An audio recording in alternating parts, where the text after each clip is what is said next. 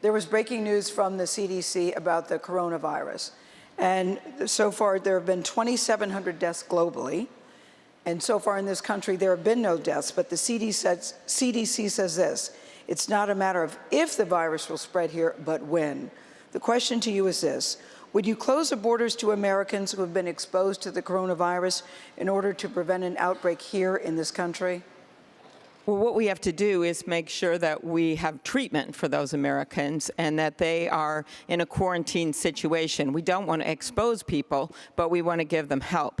And I would agree when Mayor Bloomberg said that this president has not invested like he should have in his budget. He tried to cut back on the CDC. He tried to cut back on the international organization that would coordinate with the rest of the world. He hasn't yet really addressed the nation on this topic. I would do all of that. But I want to take this out of politics right now and talk to the American people, because this is so serious.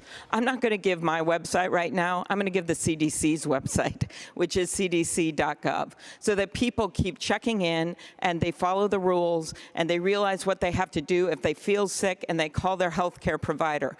Because many doctors are saying it's just a matter of time before we're going to start seeing this here.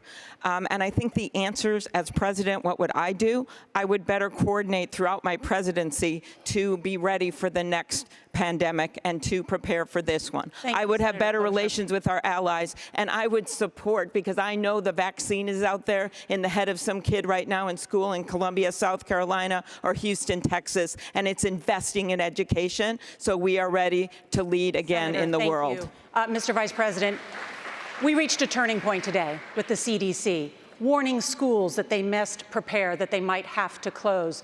Members of the Trump administration saying we don't have enough medical masks if necessary.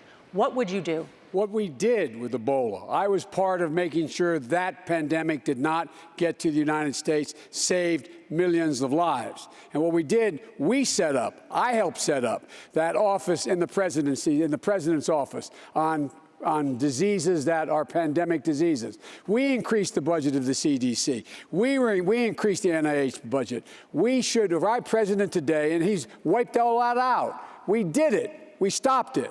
And the second thing I'd point out to you is that what I would do immediately is restore the funding. He cut the funding for CDC. He tried to cut the funding for NIH. He cut the funding for the entire effort. And here's the deal. I would be on the phone with China and making it clear, we are going to need to be in your country. You have to be open. You have to be clear. We have to know what's going on. We have to be there with you and insist on it, and insist. I could get that done. No one up here has ever dealt internationally with any of these world leaders. I'm the only one that has. Senator Sanders.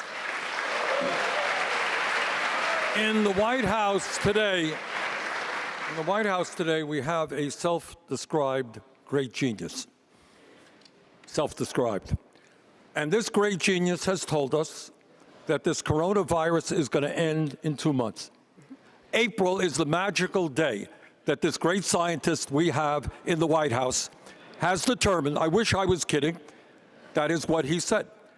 What do we have to do? Whether or not the issue is climate change, which is clearly a global crisis requiring international cooperation, or infectious diseases like coronavirus requiring international cooperation, we have to work and expand the World Health Organization. Obviously, we have to make sure the CDC, the NIH, our infectious departments are fully funded. This is a global problem. We've got to work with countries all over the world to solve it.